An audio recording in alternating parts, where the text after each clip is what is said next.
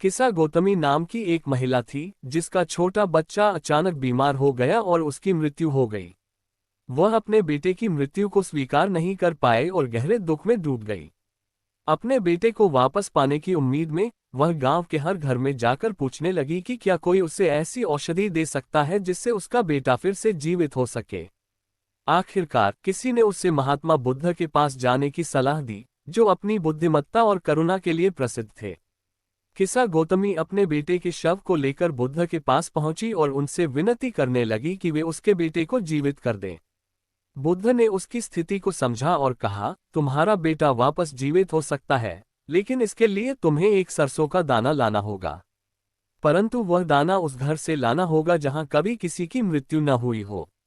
किसा गौतमी इस बात से आशान्वित हो गई और सरसों के दाने की तलाश में निकल पड़ी। उसने कई घरों में दस्तक दी और सरसों का दाना मांगा, लेकिन हर बार उसे यही जवाब मिला, हर परिवार में किसी न किसी की मृत्यु हो चुकी थी। वह जहां भी गई उसे मृत्यु का सामना करना पड़ा। धीरे धीरे किसा गौतमी को समझ में आने लगा कि मृत्यु एक सार्वभौमिक सत्य है और इससे कोई नहीं बच सकता। अंत में वह बुद्ध के पास वापस आए और उसके भीतर एक नई समझ का उदय हुआ। उसने महसूस किया कि मृत्यु जीवन का एक स्वाभाविक हिस्सा है और अपने बेटे के शरीर से चिपके रहने से उसे केवल और अधिक पीड़ा ही मिलेगी। इस सत्य को स्वीकार करके वह शांति पा सकी और अपने दुख से मुक्त हो गई।